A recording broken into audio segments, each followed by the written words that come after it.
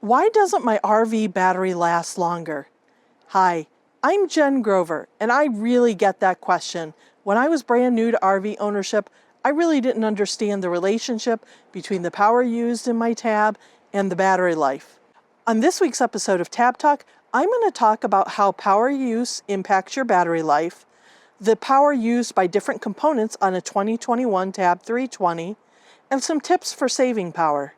You'll want to make sure you watch all the way through because at the end of the video, I'm going to share where the different locations are for fuses on a 2021 Tab 320. I'll also share a list of fuses that you should have on hand as a backup in case one would blow.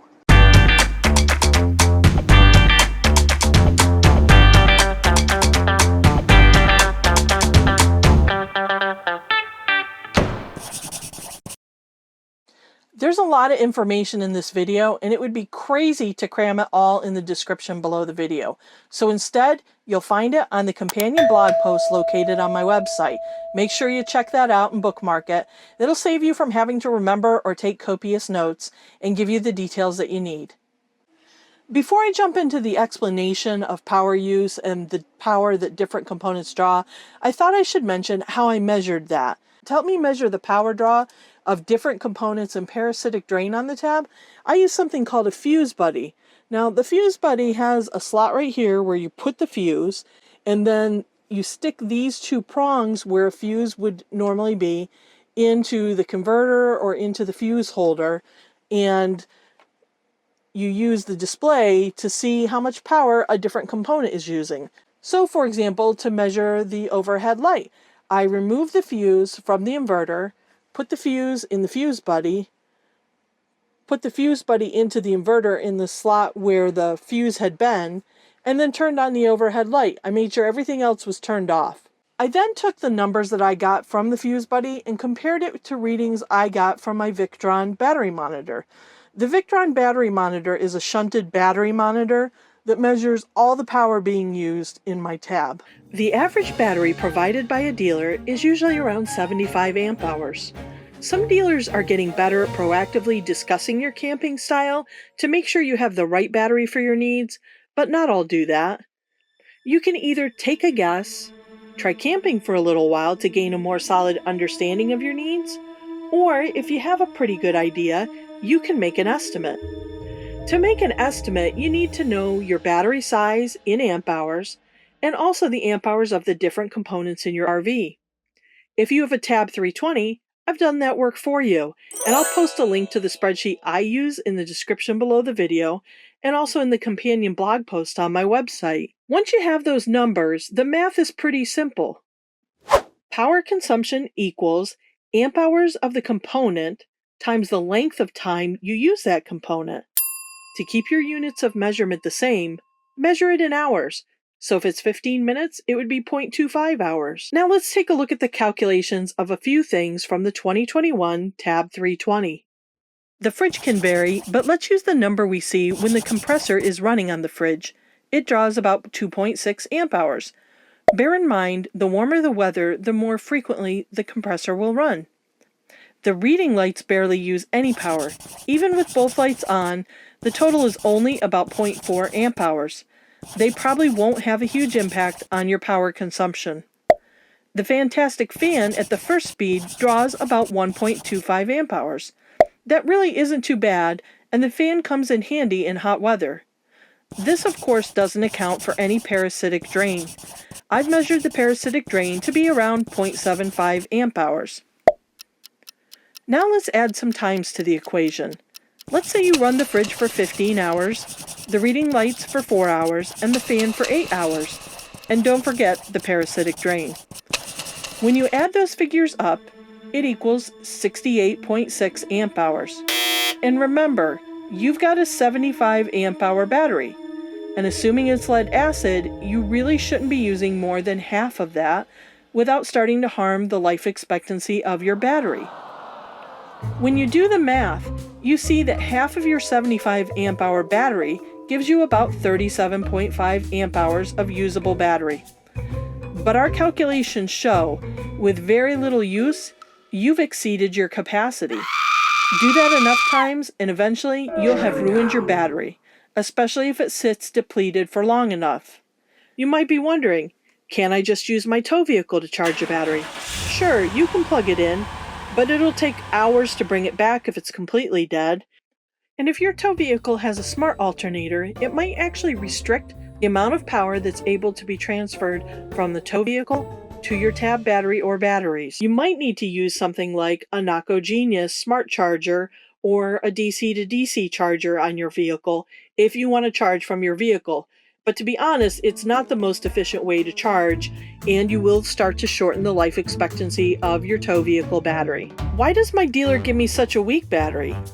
Well, truthfully, there are probably more people who use their camping primarily at local and state parks where they're plugging into shore power every weekend than dry camping. And a lot of times people don't know how they're going to use their camper when they first get their first RV. Some people don't realize that they need their battery to power things like the pump, the fan, the lights, the TV, the stereo, and even the Aldi in cold weather. Hopefully, this little exercise has helped you understand why you go through your battery faster than you think it should, and hopefully prepares you to make better choices as you start to contemplate batteries, solar, generators, and other things that keep you running like you want to run when you're camping without shore power. I do have a worksheet that was designed for the pre-2021 models, and it's how I sort of got into this game altogether. I wanted to work remotely from my tab, and so back in 2016, I set out to really understand what power was being used in my tab and how much solar I would need and battery capacity I would need so that I could be self-sufficient off-grid. And I successfully did that. But that's how I got started measuring how much power different components used and what size batteries I'd need. It was really driven by my desire to be able to camp off-grid. And if you're going to be working full-time off-grid, it's going to be tough for you to do it effectively if you don't understand how much power is being consumed and what your real battery and solar needs are. Before I jump into the power saving tips, just a reminder, if you haven't already done it, please subscribe to my channel, and you can click the little bell to get notified when I post a new video. It also really helps me out with the YouTube algorithm when you like, comment, and share the video. One of the easiest things you can do to conserve power is to turn off all the lights.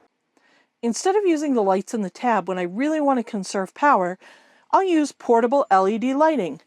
This is a Goal Zero mini crush lantern. It's crushed because it folds flat. It's rechargeable both via USB and via the built-in solar panel. I found I'm able to recharge it over the course of a day. I've become a huge fan of these. I've got 2 of them. It also hangs nicely on the key hook inside of the door with the little built-in handles there. I also really like the Goal Zero Lighthouse Micro. It recharges via USB, and it can be used as both a flashlight and a mini lantern. It's remarkable how much light the Goal Zero Micro puts out, and it seems to last forever.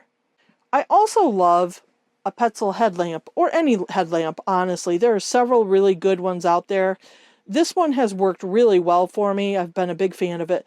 It does have Bluetooth feature built in, which you all know I'm a geek. I don't use the Bluetooth feature as much as I thought I would, but I love this little headlight, and it's also rechargeable via micro USB cable. The next thing you can do to save power is to turn off things you aren't using. The Aldi, the water pump, the Johnson TV, and stereo are all things I keep off if I'm not using. Next, you can either turn the fridge off or change the temperature. To turn the fridge off, you turn the temperature dial until you hear it click. Perhaps the easiest way to save your battery is to use the battery disconnect switch. When you're not using anything in the tab, just turn it off. The fridge will stay cool for several hours if you're not opening and shutting it. So turning the power off at the battery switch could be an easy way to preserve your battery. Conserving power isn't always the only option we need. Sometimes we need additional capacity through solar, a generator, or a larger battery bank. I'll post a link to my video about off-grid power options right here. It goes over the pros and cons of each of the methods of powering your tab. And if you missed it, last week I did a video detailing the upgrade to lithium batteries in Matty Ross. I'll post a link to that video called the Upgrades episode in the description below the video. Now let's go take a look at where the fuses are located. Honestly, most of the fuses you access will be in a couple locations. The inverter, the battery, and the Aldi. Now my inverter is going to look slightly different than yours because I've had mine replaced with the one that's used in the 400. There is a lithium switch inverter that's a drop-in replacement for the 320, but it wasn't available when I had my upgrade done. I would recommend going with the 30 amp install. I didn't rewire my inverter for more power, even though it's a larger inverter, because I have a Progressive Industries 30 amp EMS. And because honestly, I don't need more than 30 amps. Even though I have a different converter, the fuses are the same. The first fuse is a 7.5 amp plumb fuse. That's connected to the overhead light in the cabin, overhead light in the bathroom, the 2 reading lights in the back, and the Aldi panel. The second fuse is a 15 amp blue fuse. Now this powers the TV and the Jensen.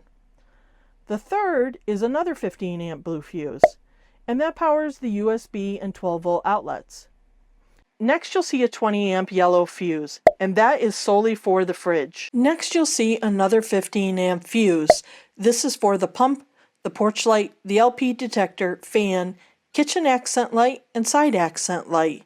After that you'll see a 30 amp fuse. That's for the battery charger. Then you'll see a 40 amp fuse, and that 40 amp fuse is for reverse battery protection. My fan is going to look different than yours if you have the original stock Fantastic fan. If you have a Fantastic fan, you're going to see a black round chamber, and that's for a fuse for your Fantastic fan. To be honest, that should only blow if you've got problems with the fan, and if it starts to blow, it'll probably blow more than once. Next, let's take a look at the fuse. It's tucked behind the TV. You can see it's secured right to the arm of the TV mount. It's a small 7.5 amp hour fuse. Behind the Jensen, you'll also find a 10 amp fuse plugged into the rear of the unit. I'm not going to take this apart just because it's really unnecessary. You shouldn't ever have to change that fuse or the fuse on the TV, but it's good to know they're there in case you ever have to troubleshoot. You can save yourself a world of hurt from having to change the Aldi fuses by doing a couple of things. One, make sure you turn the Aldi off every time you're done camping. Before you pack up, before you connect to your tow vehicle, make that a part of your checklist. It seems like most people blow a fuse when they forget to turn the Aldi off. Now, I also have found that a Progressive EMS surge protector, because it has a delayed start, seems to spare my tab from blowing fuses. I don't always remember. I'm not perfect like all of you. So a surge protector is just another way to help protect it. But sometimes you still may blow a fuse. So let's take a quick look at the Aldi. Now to get to the fuse, you're going to lift this black cover, and you can see how simply I just lifted that off. And then I'm going to bring you down below. Now you can see they actually included a couple of spare fuses that are tucked neatly right there. And the fuses are located in this green compartment here. So you can see I just pulled it out.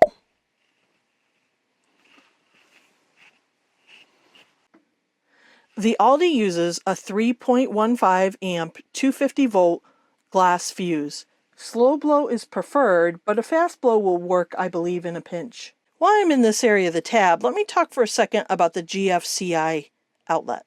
An issue that comes up periodically is that people's outlets aren't working, and that's because the Gfci needs to be reset.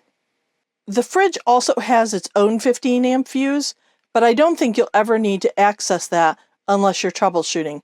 In that case, you'll want to consult with nuCamp about how to remove the fridge. Lastly, you'll have a 30 amp fuse near the battery.